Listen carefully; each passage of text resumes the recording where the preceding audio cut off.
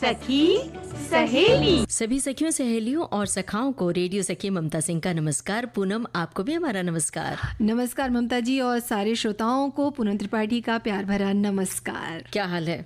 बहुत बढ़िया। आज खुशी कुछ ज्यादा नजर आ रही है और सचमुच खुशी का मौका ही है। अब खुशी का मौका क्यों है, खास खुशी क्यों है, ये हम साझा करेंगे सखियों और सखाओं से। लेकिन पहले आज हम किन विषयों को शामिल करने वाले हैं ये तो बता दें। बिल्कुल, आज ईश्वर चंद्र विद्यासागर जो हैं उनकी याद का दिन है, तो उनके बारे में हम बातें करेंगे। हालांकि हमारे श्रोताओं ने भी बहुत सारी बातें लिख भेजी हैं उनके बारे में, और उन्हें कौन नहीं जानता।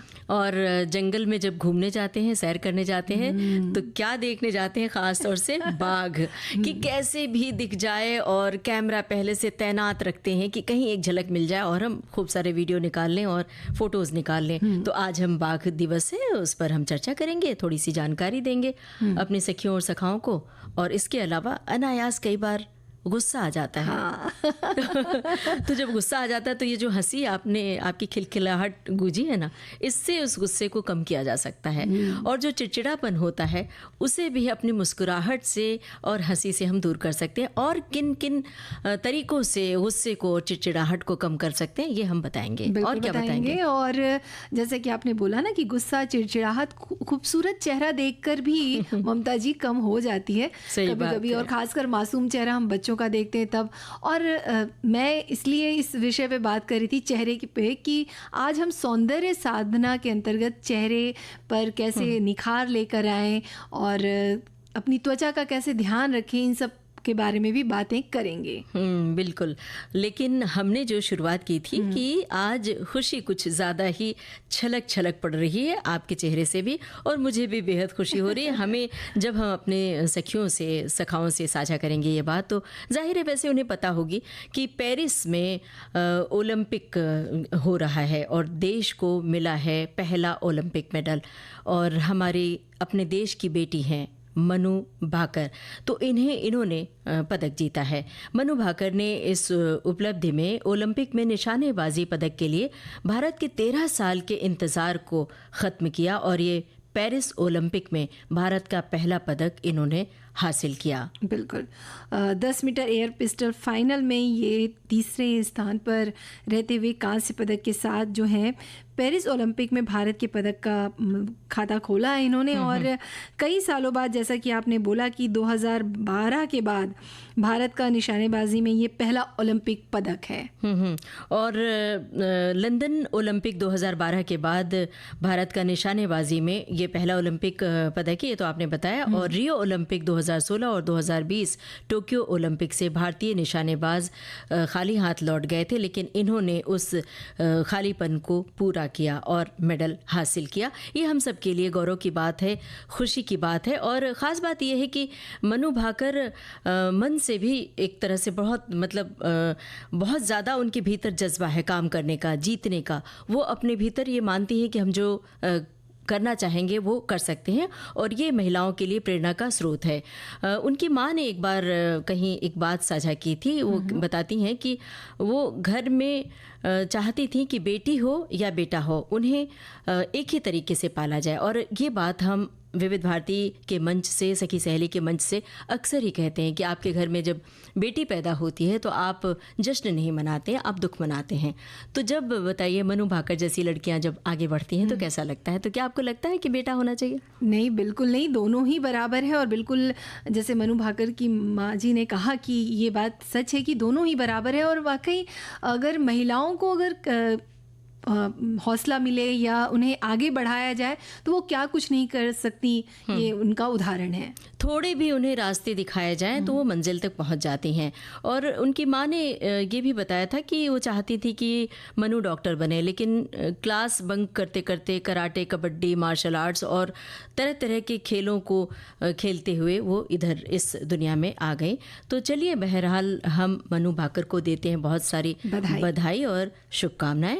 अब एक गाना उन्हीं के नाम। इस गाने के साथ साथ हमें लगता है उन वादियों में हम सब भी गुम हो गए थे, खो गए थे। वैसी हरी भरी वादियाँ हैं और दिल, छोटा सा दिल है और उड़ा जा रहा है जैसे आसमान में, और जब जंगल की ओर दिल उड़ता हुआ पहुंच जाता है तो क्या दिखाई पड़ता है? बाघ। और बाघ के दर्शन के लिए कहाँ कहाँ नहीं जाते हम लोग, कितना इंतजार किया जाता है। बिल्कुल, और एक पल देखने के लिए घंटों हम बैठे रहते हैं। अगर सेंचुरी की बात करें, अगर हम वहाँ जा रहे हैं तो घंटों इंतजार करते रहते हैं बस में बैठकर कि अभी हमको दिखाई देगा। लेकिन कई बार ऐसा होता है कि ममता जी दिखाई दे भी जाता है और कई बार घंटों इंतजार के बाद दिखाई भी नहीं देता है, तो वापस लौट आते हैं, अगले दिन फिर जाते हैं। हाँ। और ये भी कहा जाता है जंगलों में कि भाई उन्हें डिस्टर्ब मत करो। हाँ। आप लोग थोड़ी शांति बना के रखो। तो खैर, हमने तो बहुत नज़दीक से बाघ देखा है और बाकायदा वीडियो लिया है और फोटो खींची है। ऐसा लग रहा था कि अब चलते हुए भी देखा तो बड़ा वो रोमांचक होता है देखना भी। अब ये जो बेकरारी है, ये जो रोमांच है, हमारे श्रोताओं में कूट कूट के भरा है। शुरू है इनकी टिप्पणियाँ आना, हम तक पहुँचाना और अपनी बात कहना। तो पहले इनकी बातें हम श्रोताओं तक पहुँचा देते हैं। कुछ एक दो टिप्पणियाँ उन तक। एक श्रोता ने लिखा है कि पति के कार्यकाल में देखी थी, बारिश के दिनों में प्रशिक्षित आदमी लेंस, शीशा, कुछ पाउडर और कैमरा लेकर उन्हें भेजा जाता था। बाघों के पदचिन्ह के लिए गीली मिट्टी में उनके पाँव के निशान मिट्टी पर दिखाई देते थे और उन पदचिन्ह से मिलान करते हुए बाघों की गणना की जाती थी। उनके विष्टा के द्वारा भी पता लगाया जाता था कि किस किस रास्ते से गुजरते हैं और कहाँ उनका बसेरा है। अब आगे क्या लिखा है अगले श्रोता ने? रणथंभौर पार्क बाघों के लिए सबसे प्रसिद्ध है क्योंकि 2022 के आंकड़ों के एक अनुसार इसके आसपास के क्षेत्र में लगभग 86 बाघ हैं और रणथंभौर में भारत के राष्ट्रीय उद्यानों के विपरीत एक विशिष्ट पारिस्थितिकी तंत्र और विभिन्न प्रकार के जानवर हैं जो सबसे अधिक आगंतुकों को प्राप्त करते हैं। हाँ, ये रणथंभौर की बात इन्होंने लिखी है, रणथंभौर पार्क में बाघों के लिए, और बहुत मशहूर है। हाँ। वहाँ पर कहते हैं कि जब भी जाओ तो दिखाई पड़ता है, और जो हमने कहा कि बाघ देखा है तो रणथंभौर में ही हमने दर्शन किए थे बाघ के, और बहुत ही रोमांच हुआ था। तो थोड़ी सी जानकारी और अपने श्रोताओं को दे दें कि बाघों के संरक्षण और बाघों की सुरक्षा के लिए क्या करना चाहिए। बढ़ावा देने के लिए हर साल आज के दिन को ही 29 जुलाई को ही अंतर्राष्ट्रीय बाघ दिवस मनाया जाता है ताकि हम उनकी सुरक्षा के लिए थोड़ा लोगों को सजग कर सकें। 2010 में रूस के सेंट पीटर्सबर्ग में हुए बाघ सम्मेलन में 29 जुलाई को अंतर्राष्ट्रीय बाघ दिवस मनाने का निर्णय लिया गया था और तभी से इस दिवस को मनाया जाता है। बिल्कुल, और इस सम्मेलन में लगभग 13 देशों ने भाग लिया था और उन्होंने 2022 तक बाघों की संख्या दोगुनी बढ़ोतरी का लक्ष्य रखा था। जहाँ जंगल अच्छा होगा वहाँ बाघ होगा। भोजन श्रृंखला के व्यवहार पर बाघ और जंगल की स्थिति का पता चलता है। इनके संरक्षण के लिए कई देश जो हैं वो कई मुहिम या कार्यक्रम चला रहे हैं, लेकिन फिर भी पर्यावरणविदों का मानना है कि यदि इनकी संख्या घटने की रफ्तार ऐसी ही रही तो आने वाले 1-2 दशक में बाघ का नामो निशान इस धरती से मिट जाएगा। बिल्कुल, आप हम सभी बाघ को देखकर डर जाते हैं, उनकी गरज सुनकर बड़े बड़े लोग कांप जाते हैं। तो आज उनके खुद के अस्तित्व पर बहुत बड़ा खतरा मंडरा रहा है। हम थोड़ी सी जानकारी और देंगे, लेकिन हमें लगता है कि पहले ऐसा ही एक गाना सुन ले, उसमें भी कहानी है बाघ की, सुनते हैं। हाँ, वो क्या कहानी है। तो इस गाने के जरिए भी थोड़ी सैर हो गई जंगल की, है ना। और बाघ के बारे में हम बातें कर रहे थे कि देखो ना पूनम, वनों में शिकार किए जाते हैं और जिसके कारण ज़रूरी संसाधन में कमी आती है और देश में बाघों की संख्या बहुत कम हो रही है, बहुत गिरावट आ रही है। इनकी संख्या कम होने के कई कारण भी हैं, जैसे जंगलों का सिमटना, उनकी कटाई, ग्लोबल वार्मिंग, लगातार शिकार करना वगैरह। और इनकी तेज़ी से घटती संख्या को नियंत्रित करना बहुत ज़रूरी है, नहीं तो एक दिन ऐसा आएगा कि हम बाघ को सिर्फ कंप्यूटर के स्क्रीन पर ही देख सकेंगे, है ना। बिल्कुल सही बात। और बाघ एक तरह का जंगलों में रखा हुआ खुला सोना है, ये कह सकते हैं। तस्कर जो होते हैं इन बाघों का शिकार करते हैं क्योंकि इनकी जो खाल है, दांत है, हड्डियां हैं आदि बहुत महंगी होती है, बहुत महंगे दामों में बिकती है और इनके जो है वो खेल बनाया जाता है कि शिकार के लिए, या परंपरा के तौर पर भी लोग इनका शिकार करते हैं। दवाइयों के लिए भी इन्हें मार दिया जाता है और ऐसा भी है। तो ये सारी जो चीज़ें हैं नहीं होनी चाहिए, क्योंकि अब जो है ये शिकार करने वालों को या इनको ऐसा भी कानून बनाया गया है कि कई वर्षों की सज़ा भी मिल सकती है। बिल्कुल पूनम, वो जो बैग रखा हुआ देख रही है ना उस तरफ, हाँ। और इस तरफ, मतलब आपका हमारा बैग और सबका, सारी सखियों का, सखाओं का, ये जो बैग इस्तेमाल करते हैं चमड़े वाले, वहाँ भी इस्तेमाल किया जाता है इन बाघों की खाल का। बाघों की खाल को लेकर एक बहुत ही मार्मिक लोकगीत बना है जिसे सुनकर हम रो पड़ते हैं कि मतलब बाघ की खाल को कोई बहेलिया या मतलब जैसे शिकार करने वाले हैं लेकर जा रहे हैं और बाघिन उसको ले जाते हुए देख रही है और रो रही है। तो ये कितना मार्मिक होता है, कितना दुखद होता है। मतलब जब वो उस लोकगीत को हम सुनते हैं तो रो पड़ते हैं। तो बाघ का जो शिकार करते हैं, जो गलत गैर कानूनी तरीके से उसका इस्तेमाल करते हैं, नहीं करना चाहिए। बिल्कुल। तो हमारी सखियों और सखाओं ने भी बहुत सारी इस तरह की बातें लिखी हैं। देखते हैं कि क्या लिखा है। एक श्रोता ने लिखा है कि इंदौर शहर केवल खानपान और स्वच्छता के लिए ही नहीं जाना जाता, यहाँ की खूबी बाघ भी है जिनकी दहाड़ दूर दूर तक सुनाई देती है। यहाँ के बाघ अन्य शहरों के चिड़ियाघरों को भी बाग कर रहे हैं। देश के केवल 2 ही चिड़ियाघर हैं जहाँ 3 रंग के बाघ हैं। उनमें इंदौर के कमला नेहरू प्राणी संग्रहालय का नाम दर्ज है। क्या बात है। और वैसे ही हमारे श्रोता लिख रहे हैं कि बाघ जो है जंगल में रहने वाला मांसाहारी स्तनधारी पशु है। ये हम अपनी प्रजाति में सबसे बड़ा और ताकतवर पशु है। और ये आगे भी लिख रहे हैं कि कई जगहों पर ये पाया जाता है। और भी इन्होंने चीज़ें लिखी हैं कि बाघ का वैज्ञानिक नाम पैंथेरा ट्रिगिस है और ये भारत का राष्ट्रीय प्राणी भी है। और वाकई बाघ को भारत का राष्ट्रीय पशु तो कहा भी जाता है। और बाघ जो है देश की शक्ति है, शान है, सतर्कता है, बुद्धि और धीरज का प्रतीक भी है। हमारे एक श्रोता ने लिख भेजा है कि बिहार में मोतिहारी चंपारण में वाल्मीकि टाइगर राष्ट्रीय उद्यान है। यहाँ भी लोग बाघों को देखने जाते हैं बंद गाड़ियों में। मैं कितनी बार गई पर मुझे नहीं दिखे। बेंगलुरु के बन्नरघट्टा पार्क में मुझे सफ़ेद बाघ दिखे थे। कितनी अद्भुत बातें लग रही हैं हमारे श्रोताओं की ओर से जो आई हैं। सचमुच हम ऐसा न हो कि एक दिन हम सिर्फ कल्पनाओं में देखें या चित्रों में देखें, तो उनकी सुरक्षा की जिम्मेदारी निजी स्तर पर भी की जानी चाहिए। बिल्कुल। और बाघ संरक्षण पर तो कई जो है मुहिम भी चलाए जा रहे हैं और अब देख भी रहे हैं कि बाघों की जो संख्या है वो बढ़ भी रही है कुछ हद तक। तो इस तरह से अगर प्रयास होते रहेंगे, जैसे आपने बोला कि निजी तौर पर भी प्रयास होने चाहिए, तो बिल्कुल होने चाहिए। वेब सीरीज बन रही हैं, फिल्में बन रही हैं, तो ये अपने तय हम सबको कोशिश करनी है। फिलहाल हमें क्या करना है? गीत सुनना है। सुनते हैं। और पूनम, आप लगातार देख रहे हैं कि श्रोताओं की टिप्पणियां पढ़ने में मशगूल हैं। हाँ। तो हम अभी श्रोताओं की टिप्पणियां उन तक पहुंचाएंगे। लेकिन क्या आपको याद है कि स्कूल के दिनों में बहुत सारी पढ़ाई होती थी, पाठ्यक्रम होते थे, और आपको क्या, हम अपने श्रोताओं से भी पूछते हैं कि ईश्वर चंद विद्यासागर का नाम तो ज़रूर सुना होगा। इनके बारे में हम पाठ्यक्रम में पढ़ते थे और जो इन्होंने महिलाओं के लिए उत्थान का कार्य किया था, तो हम सब महिलाओं के लिए प्रेरणा के स्रोत रहे हैं ईश्वर चंद विद्यासागर। तो आज थोड़ी सी चर्चा उनके बारे में। बिल्कुल। और जैसा कि आपने बताया ही ममता जी कि महिलाओं की शिक्षा और उत्थान के लिए इन्होंने बहुत कुछ किया है। और महिला शिक्षा की रोशनी फैलाने वाले जो ईश्वरचंद विद्यासागर हैं, उनकी आज याद का दिन है।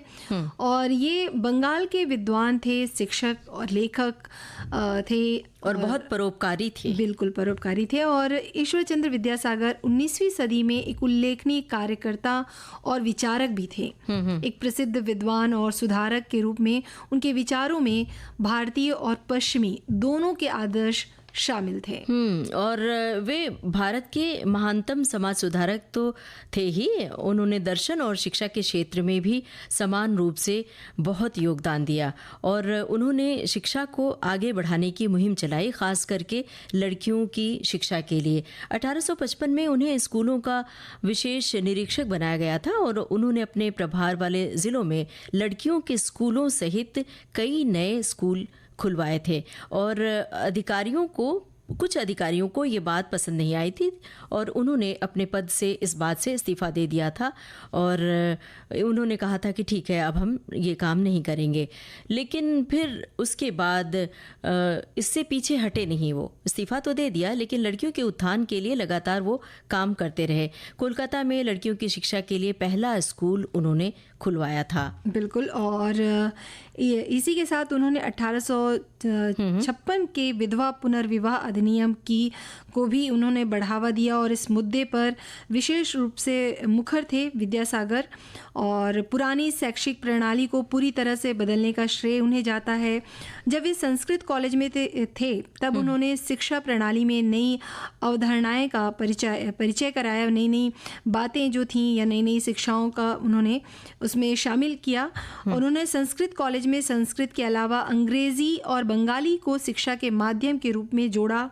वैदिक शास्त्रों और प्राचीन पारंपरिक शिक्षा के साथ उन्होंने यूरोपीय इतिहास, दर्शन और विज्ञान की कक्षाओं को पढ़ाया। उन्होंने लोगों से विभिन्न विषयों को आगे बढ़ाने का आग्रह किया ताकि वो दोनों दुनिया के सर्वश्रेष्ठ से लाभान्वित हो सकें।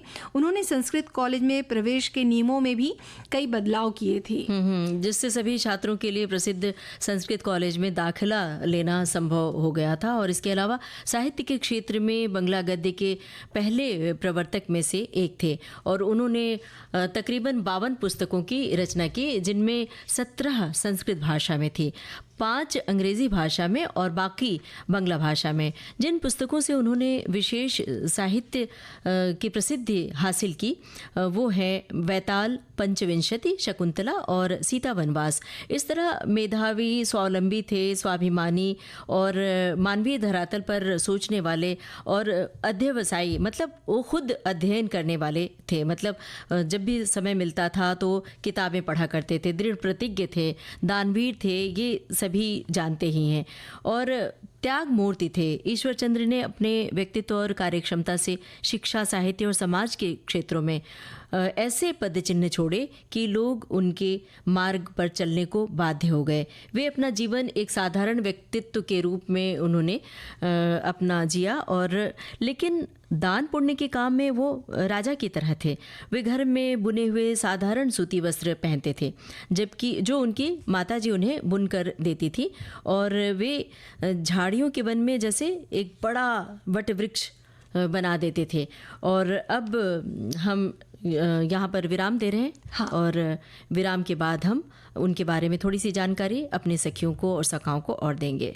विविध भारती से यह है कार्यक्रम सखी सहेली, और अब एक गाना सुनते हैं, उसके बाद ईश्वरचंद विद्यासागर के बारे में थोड़ी जानकारी अपनी सखियों और सखाओं को। और हम बात कर रहे थे पूनम किसकी, ईश्वरचंद विद्यासागर की।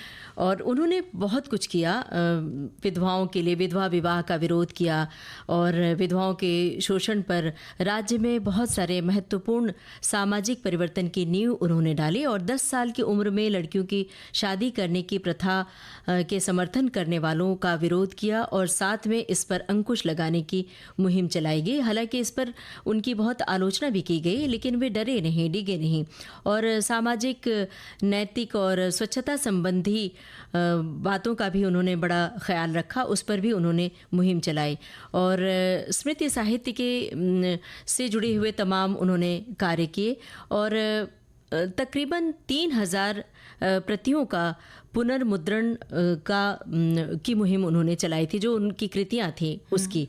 और लगातार लोग विरोध करते रहे, लेकिन वो अपने राह से बिल्कुल भी विचलित नहीं हुए और महिलाओं के लिए, वो ख़ास तौर से विधवाओं के लिए और बाल विवाह प्रथा पर रोक लगाते रहे।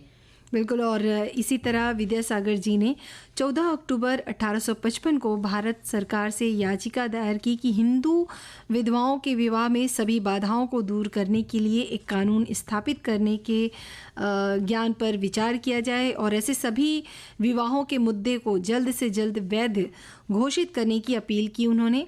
और विद्यासागर से प्रेरित होकर कुछ साहित्यकारों ने बंगाल और विदेशों में विधवा पुनर्विवाह को बढ़ावा देने वाले नाटकों का निर्माण भी किया था। और पूनम, उनके प्रयास का नतीजा बड़ा अच्छा रहा।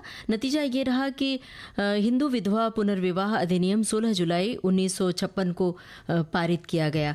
तो ये बहुत सारी मुहिम उन्होंने चलाई जिसकी सफलता मिली, और आज उन ऐसे तमाम लोगों ने जो प्रयास किए, आज स्थिति अपनी देश की बेटियों की, महिलाओं की ये है कि महिलाएं हर क्षेत्र में आगे बढ़ रही हैं, चाहे वो शिक्षा के क्षेत्र में हो, पढ़ाई, डॉक्टर, इंजीनियर, प्लेन उड़ा रही हैं, मतलब उड़ान भर रही हैं हर क्षेत्र में, यहाँ तक कि फाइटर पायलट भी महिलाएं बन रही हैं। तो अब अगर इन्होंने ऐसा नहीं किया होता, प्रयास नहीं किया होता, मुहिम नहीं चलाई होती, तो आज क्या लड़कियों को वो खुला आसमान मिलता जिसके तहत हम यहाँ माइक्रोफोन के सामने बोल रहे हैं? बिल्कुल सही बोल रही हैं आप ममता जी। वाकई इन जो महान जो इतिहासकार रहे हुए हैं या ये जो समाज सुधारक जो थे, इन्होंने, इनके प्रयासों का ही नतीजा है कि आज हम यहाँ पर बैठे हुए हैं और महिलाएं जो हैं एक से बढ़कर एक काम कर रही हैं, अलग अलग क्षेत्रों में काम कर रही हैं। और ममता जी, इन्हीं सब बातों के लिए उन्हें सांस्कृतिक कार्यों को मान्यता देते हुए सरकार ने 1877 में विद्यासागर को भारतीय साम्राज्य का साथी यानी CIE से नामित किया था। और इसी तरह उनका भारतीय डाक ने 1970 से 1998 में विद्यासागर पर डाक टिकट जारी किए थे। और बहुत सारी बातें हैं उनके बारे में। 9 वर्ष की अवस्था में ही उन्होंने कोलकाता जाकर पैदल जाया करते थे, संस्कृत कॉलेज में पढ़ाई की थी अपने पिता के साथ, और शारीरिक अस्वस्थता के कारण बहुत तकलीफ के बाद भी घर के कार्य में वो बाकायदा मतलब अपनी माँ का हाथ बटाते थे। मतलब घर से लेकर बाहर तक पूरी तरह बहुत ही वो प्रतिभाशाली थे और बहुत ज़्यादा लगन थी उनमें कार्य के प्रति। अब एक गाना सुनते हैं। बिल्कुल। पूनम, क्या कर रही हैं आप? मोबाइल में लगातार लगी हुई। अरे, सखी सहेली के मंच पे बैठी है, क्या हुआ? अरे ममता जी, गुस्सा मत कीजिए, शांत हो जाइए। मैं श्रोताओं के ही कमेंट्स देख रही थी कि उन्होंने गुस्सा और चिड़चिड़ाहट में इतनी सारी बातें लिख भेजी हैं। जो अब ये मुस्कुराहट देखिए। पूनम, ये जो बात करने का अंदाज होता है ना, हाँ। कई बार हम अपने बच्चों से पूछते हैं स्कूल कैसा रहा, तो बच्चे पता चला कि चिढ़े हुए आए हैं, कुछ आपस में झगड़ा हुआ है या टीचर ने रिमार्क दे दिया है, तो बच्चे क्या करते हैं, अरे मम्मा पढ़ाई हुई क्या, रोज़ रोज़ एक ही सवाल पूछती हो। तो माँ क्या करती है, माँ फिर उस पर और डांटती है, फिर बच्चा और चिढ़ता है, माँ और डांटती है। हाँ, तो ये जो चिड़चिड़ापन और गुस्से का रूप आगे बढ़ता जाता है। तो यहाँ पर क्या होना चाहिए, अगर बस बच्चा चिढ़कर बोल रहा है तो आप ठंडे दिमाग से बिल्कुल ठंडी आवाज़ में बोलिए कि हाँ भाई क्या हुआ, इतना गुस्सा क्यों। अगला सवाल बहुत शांत तरीके से। इसी तरह ये केवल बच्चे और माँ के बीच की बात नहीं है, ये पूनम और ममता के बीच की बात की भी है। और इसी तरह हम सहकर्मियों से आपस में बात करते हैं तो भी ऐसी, सामने वाला अगर मान लीजिए बहुत ऊंचे टोन में या बहुत गुस्से में बात कर रहा है, आप ठंडे तरीके से बात कीजिए। दो दोस्तों के बीच तो क्या होता है कि जो रिश्तों में दरार आती है वो बची रहती है। क्या कहेंगे आप? बिल्कुल सही कह रही हैं आप। और ये जानना भी बहुत ज़रूरी हो जाता है ममता जी, जब कोई अगर गुस्सा कर रहा है तो उसके पीछे कारण क्या है। क्योंकि अगर सामने वाला गुस्सा कर रहा है और आपने गुस्से में जवाब दिया तो रिश्ते बिगड़ेंगे ही। तो इसलिए ज़रूरी है कि उस समय आप शांत रहें, आप ये जानने की कोशिश करें कि कारण क्या है। मतलब कारण कुछ भी हो सकता है वो ख़राब मूड से घर से आ रहे हों, ये भी हो सकता है कि उनकी शारीरिक क्षमता ठीक नहीं हो या उन बीमार हो, सर्दी हो, खांसी हो, जुकाम है, कुछ भी हो सकता है।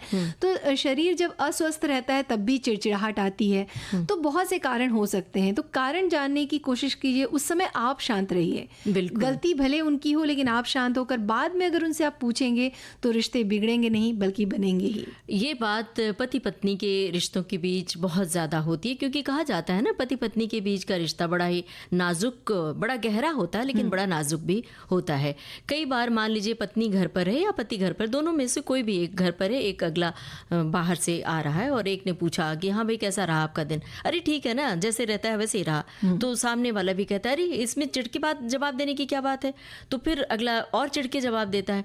तो यही बात हर रिश्ते में लागू होती है कि अगर आपसे सामने वाले ने कहा कि हाँ जैसा होता है वैसे, तो ठीक है, लेकिन कुछ तो आज अलग हुआ होगा, चलो भाई उस बारे में बात कर लेते हैं। फिर उस विषय को बदल देना चाहिए कि सामने वाले का मूड अगर मान लीजिए ख़राब है तो उस संदर्भ में बात न करके दूसरे संदर्भ में बात कर लें, कि चाय कॉफ़ी की बात कर लें, खाने पीने की बात कर लें, सिनेमा की बात कर लें, गाने की बात कर लें, तो मूड बदल जाता है और सामने वाले का गुस्सा भी ठंडा हो जाता है। इसका मतलब ये कतई नहीं है कि एक कोई चीखता चिल्लाता रहे दिन भर और आप सहते रहें, ऐसा भी नहीं है।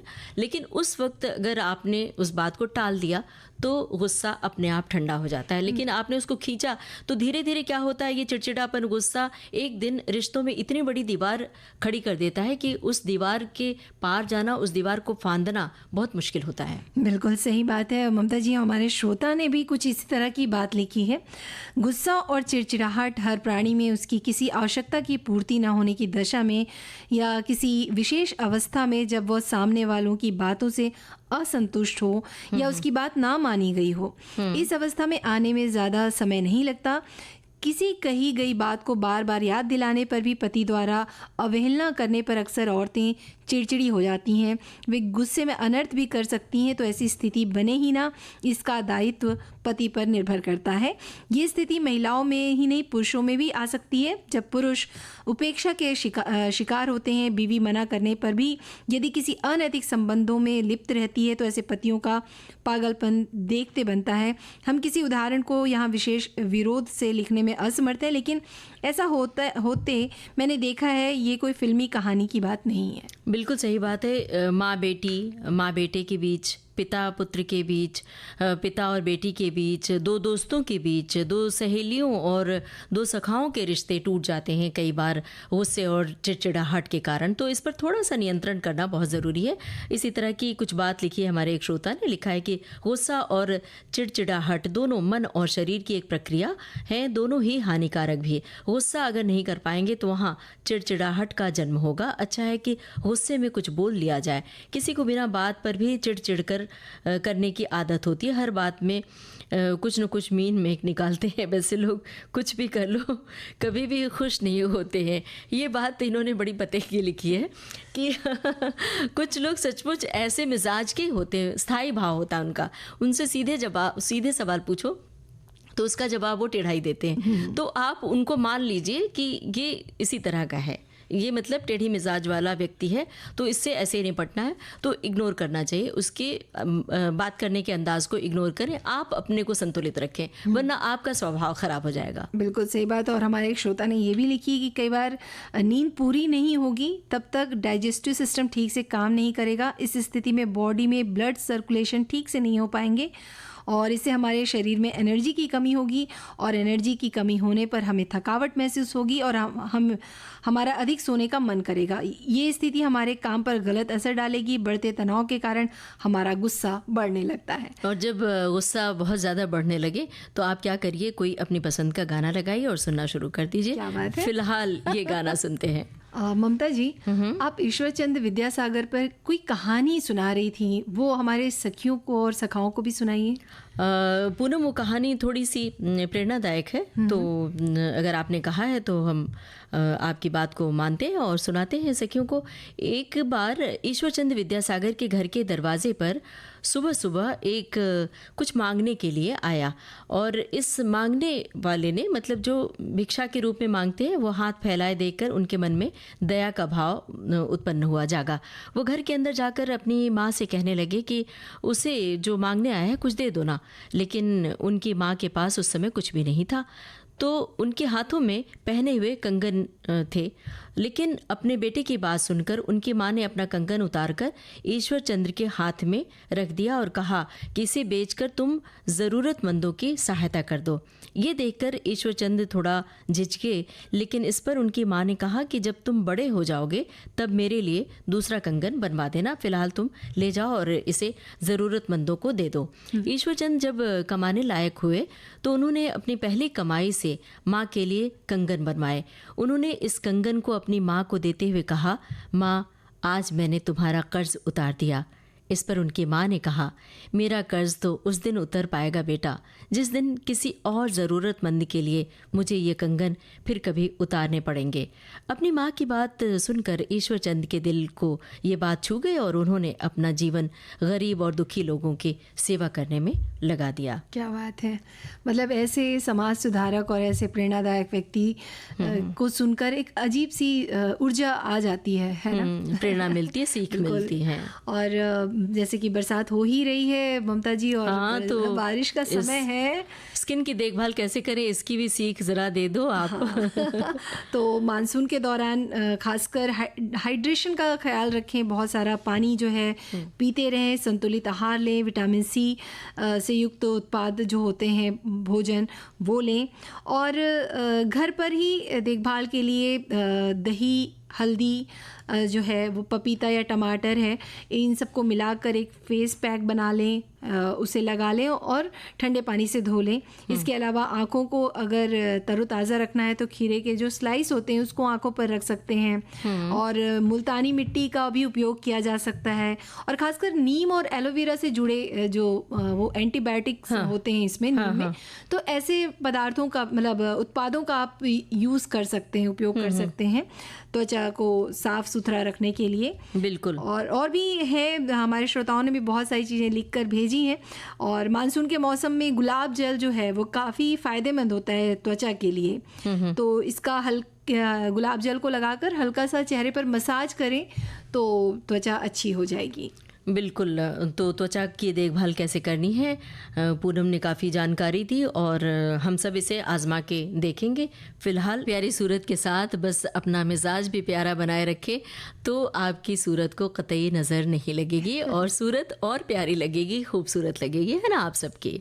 तो अब घड़ी की ओर देखिए, बिल्कुल वक्त नहीं कि कुछ बोलें बतियाएं या गाना सुनवाएं, तो लेते हैं सखियों से सखाओं से इजाज़त। आप सभी को ममता सिंह और पूनम त्रिपाठी का नमस्कार।